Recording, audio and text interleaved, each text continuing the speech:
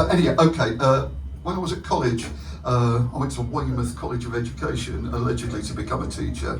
I lasted 1 month as a teacher, I must say, in Elephant and Castle in a school from hell.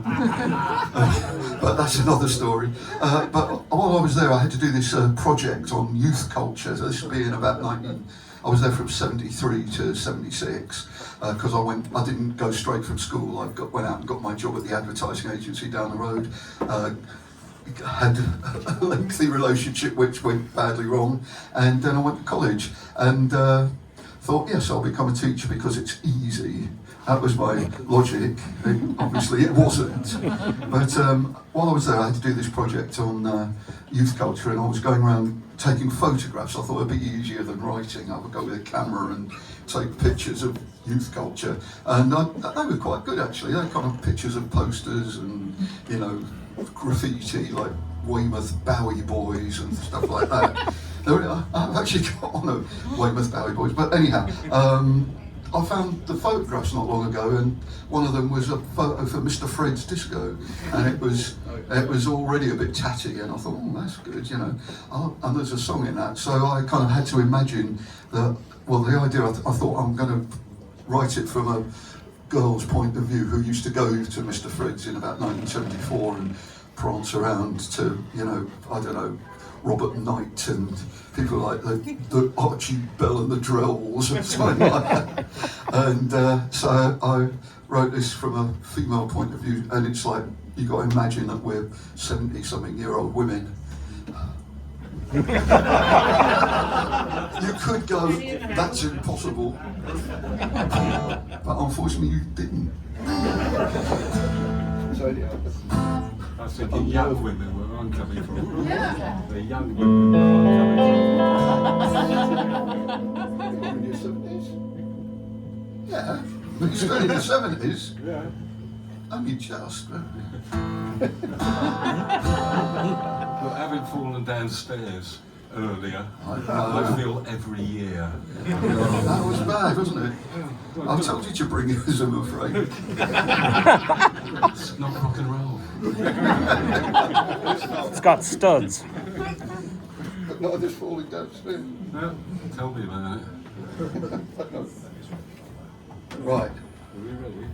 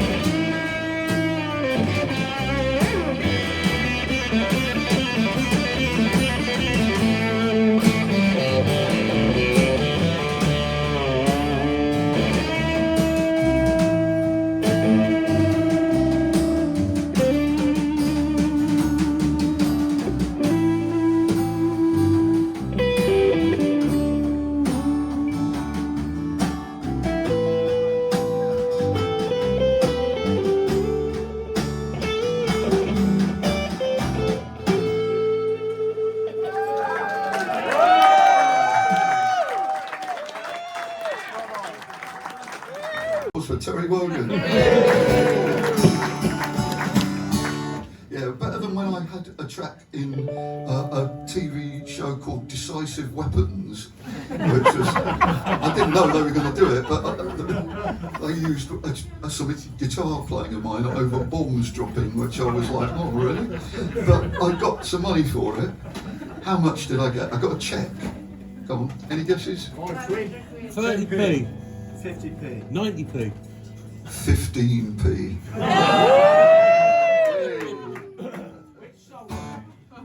It was instrumental of Through the Looking Glass, 1970 Home Improvements. It was, with a kind of screeching guitar and bombs dropping. So there you go. Anyhow, this is one of our greatest hits.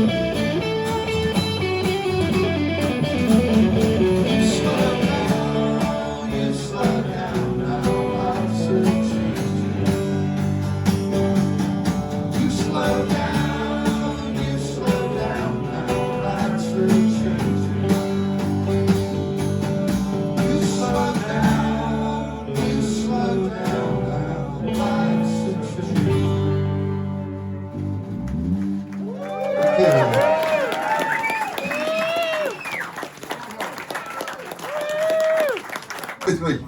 And even when I'm doing kind of live gigs in, electric things, there's a few songs that I know I'm going to forget. It's now become a thing that song I'm just going to not. So I have them on the floor. But that's how tragic I am. Anyhow, this is our On the Greatest Hit. And this one's been covered by quite a lot of people, and hang on. Oh no, sorry, it's just Emma yattering away. Thank you so much. I was talking to myself. Hang on, Sorry. No, it's all right, fine.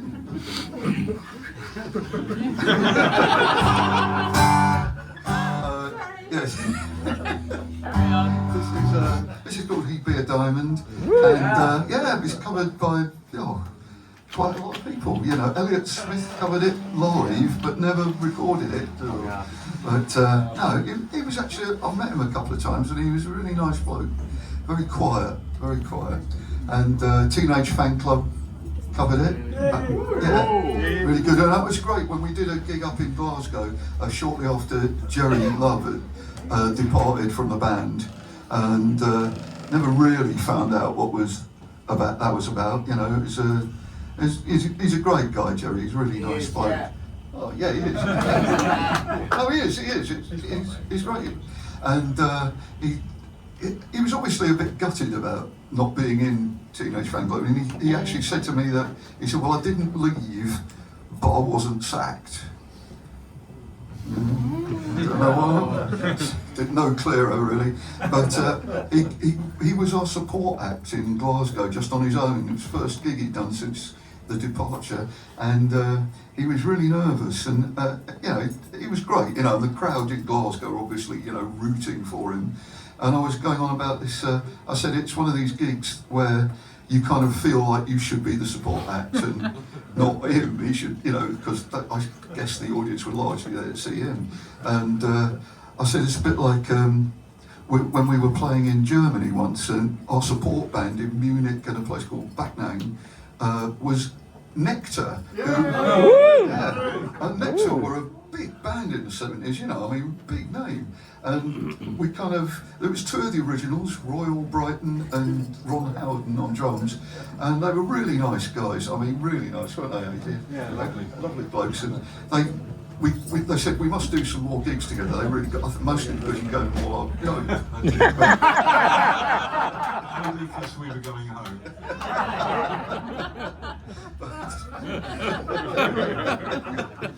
But anyhow, they said we must do this again sometime. They said, look, we're doing a tour of Israel. This is some years ago, so not a contentious thing at the time. He said, do you want to come with us? And we went, yeah. And never heard any more about it. And then we got a message that Roy Albrighton had died. So, I told this to the audience in Glasgow, and they burst out laughing. I said, yeah, and it's sadly, Roy Albrighton had died. Hysterical laughter. I thought, what's funny about that? I said, well, if you think that's funny, Aid was in Hawkwind, and they did the Mark Bolan TV show, and Dave Brock didn't want to do it. He said, correct me if I'm wrong. You were there, I wasn't. And the rest of the band wanted to, but Dave Brock didn't turn up, and they had to record some music for the show. And Aid said, well, I can play the guitar, so he played all the guitar parts instead of, and they had a dummy on stage with a guitar of Dave Brock when you filmed it. There's a kind of, I've watched it, I've got it on DVD. But anyhow, at the end of that, Mark Bolan said to Aid, I'm going to form a new T-Rex. How do you fancy being the bass player? And now comes the punchline. Yeah. Well, he got killed about 2 days later. And I told this to I said, because if you think that earlier story was funny, you'll love this. And they did. They were in hysterics. I said, you Glaswegians, you've got a weird sense of humour. Yeah, still, that's a real, it's a real story. It hasn't got a punchline. So anyhow.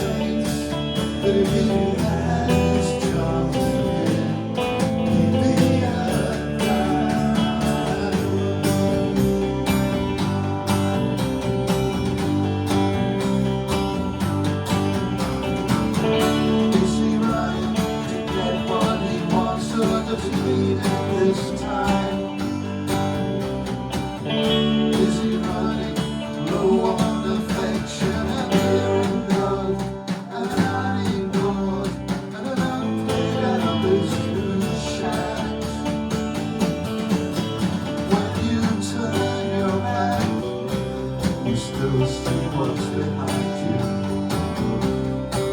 And when you start afresh, you still think of days gone by. And when our heart is broken, it still goes on pumping. And he told me just last night that if he had his charms again, he'd be alive.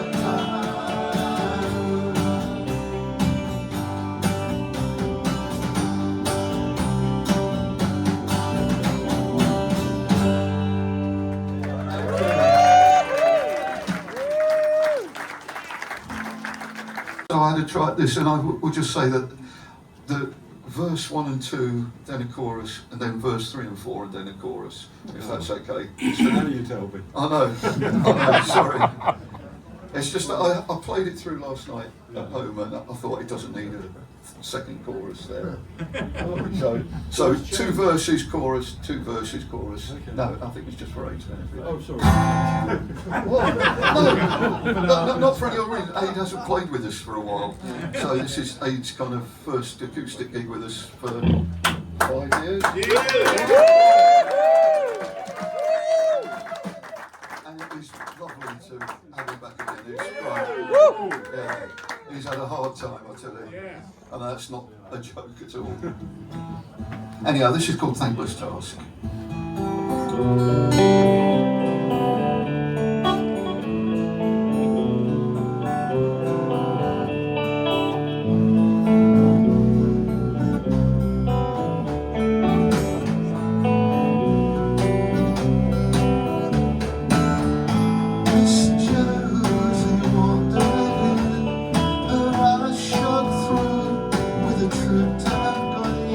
She was all dressed up in a Charleston skirt, and I smiled and went to the woods. Miss Josie was my love when it stood for something real and true, and it all seemed more important than it does to you or you.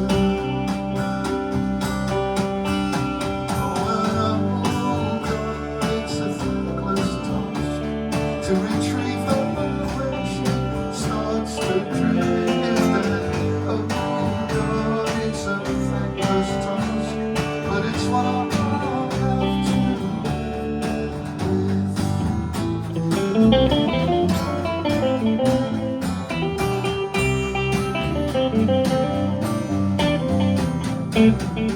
Back then she looked just like she was too far out for the GTOs, but the path she took gave her far away when the same person goes. Miss Josie turned me on to the waking dream of a perfect ride, and the words I spilled on the patchwork quilt still bind me to her side. And oh God, it's a thankless task to retrieve her when she starts to drift, and it's a God, it's a thankless task, but it's what I have to live with. Yes, it's what I have to live with.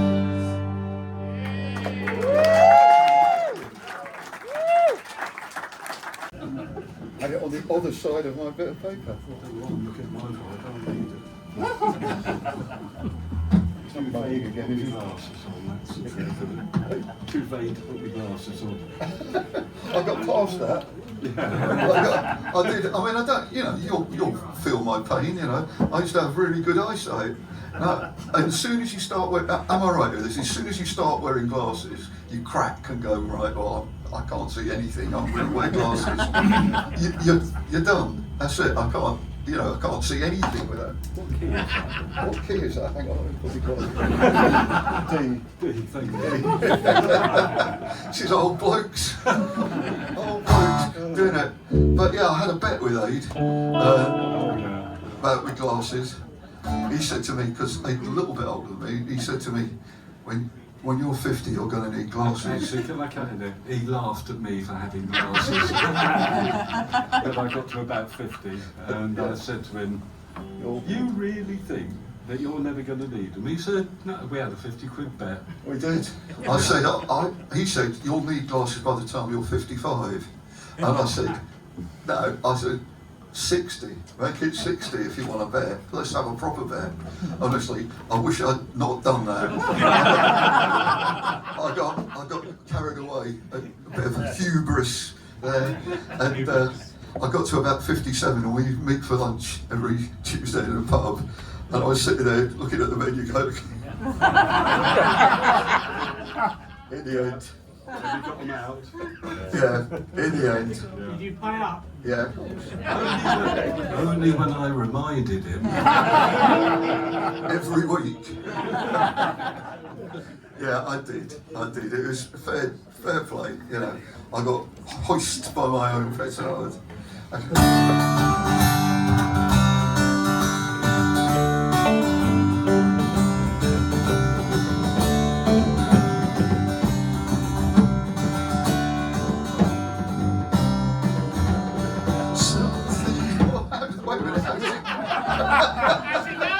How does it go? Hey? Stop. Oh, yeah.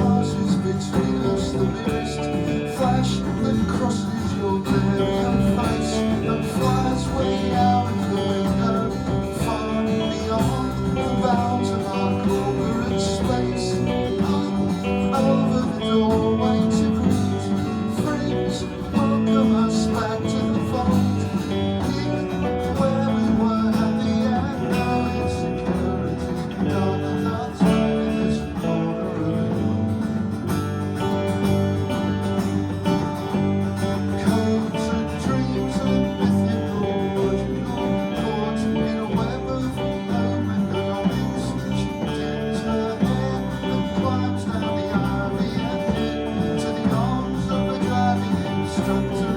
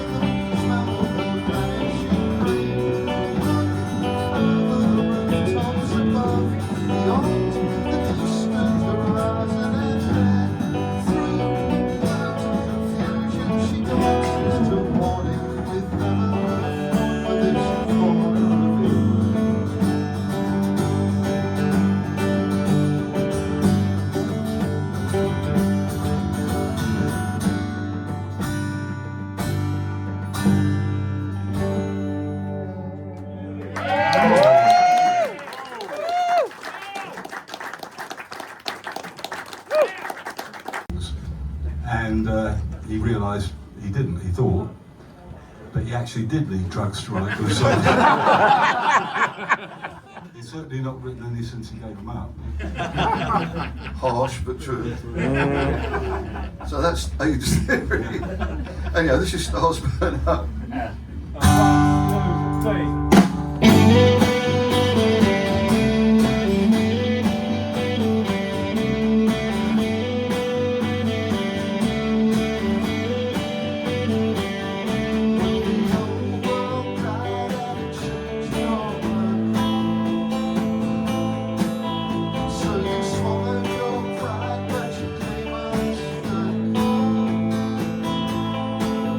Then they carried you up on a fork.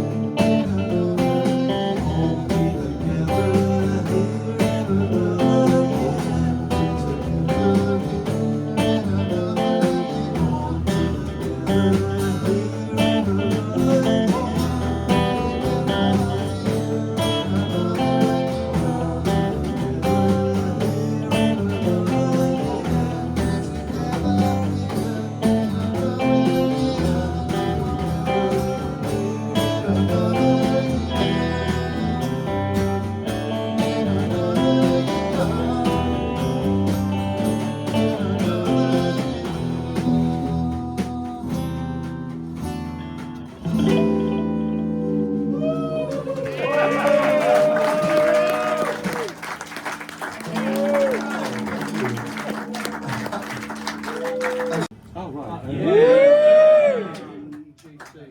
G. G. Yeah.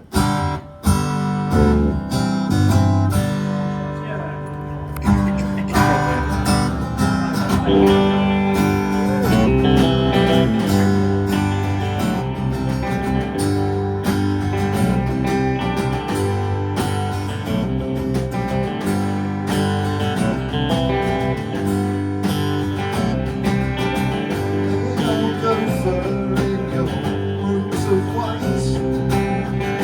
You really screw every chick inside when you were young.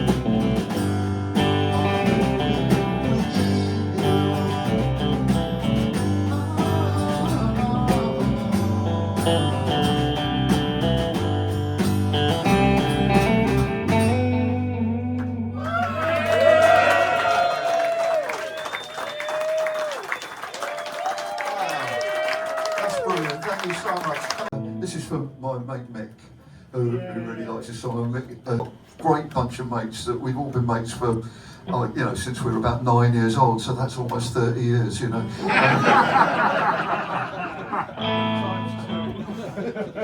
No, it's brilliant. We've been mates since we all grew up in the same area. There's Matt, Mick, Dave, Ray, Kev, Mark, who's no longer with us, I'm sad to say, but Tony, and then there's newcomers to our little bunch of mates like Mark, who we've only known for like 40 years, so that's it's an interloper. So that's a really great thing, it's definitely enhanced my life, definitely. We all had kind of issues when we were, most of us, this little bunch of kids who grew up together, we kind of had kind of weird upbringings and single parents and all that kind of stuff, and I think our friendship really tied it all together, and we had a brilliant time.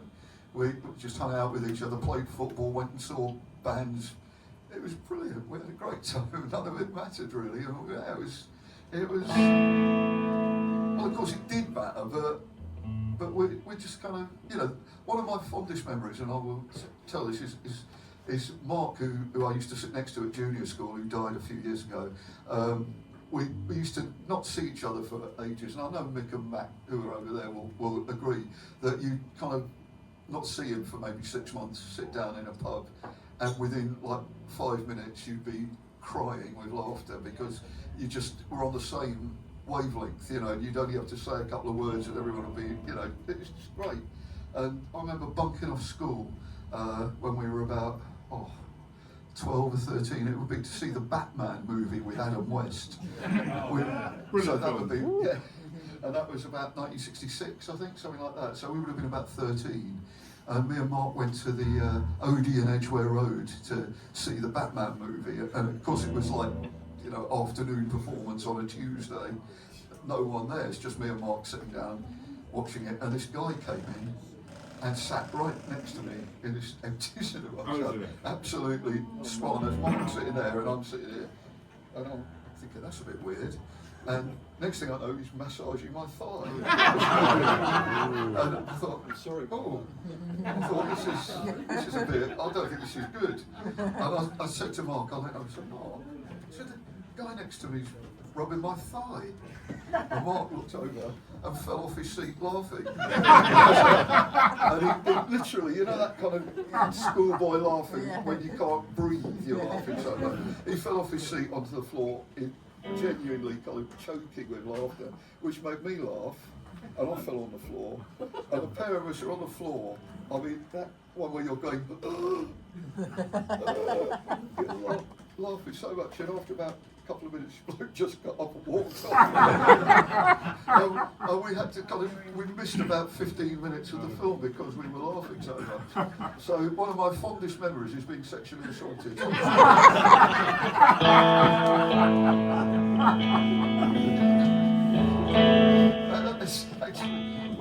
His mum took us to see Frankie Vaughan at the Palladium, and again we were sitting there watching Frankie Vaughan. There were a couple of pop groups on as well. I think like the Foremost might have been on, and Mark's mum was she was all quite strict, Mark, so she was kind of saying, stop talking, stop there. And Frankie Vaughan said, I'd like to look a downward smile, the Diana Ross downward smile. Frankie Vaughan goes, ladies and gentlemen, I'd like to introduce my pianist, Basil.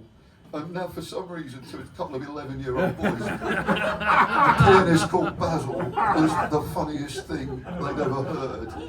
And once again we were on the floor of the Palladium, unable to breathe, because Frankie Vaughan's pianist was called Basil. Very funny. I don't know, and all we had to do was, when we recovered our breath a bit, Mark would just go, Basil. Another 15 minutes of laughing. I don't know, so anyhow. If I could just apologise, I've literally not played this song for at least 6 years, and I've done no homework on it at all. It's your idea. It's going to be, someone over there. This could be a jazz version. You do brilliant. You do brilliant, man. I wasn't expecting that.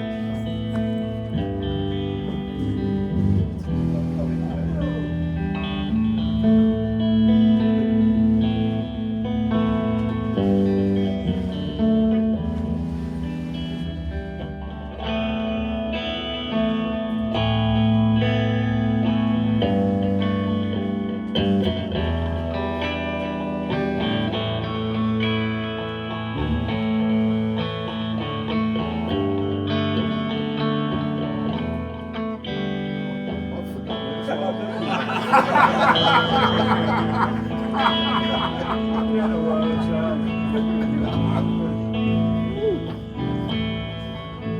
was the only girl in your life.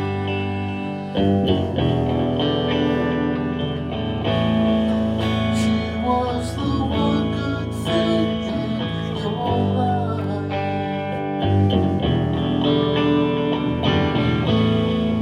How is it different now overnight?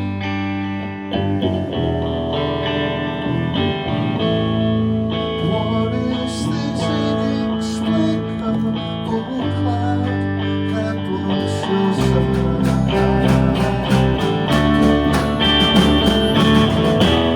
Oh yeah, I'll take your word. Your eyes are red but I still can't see a single stain on the sun.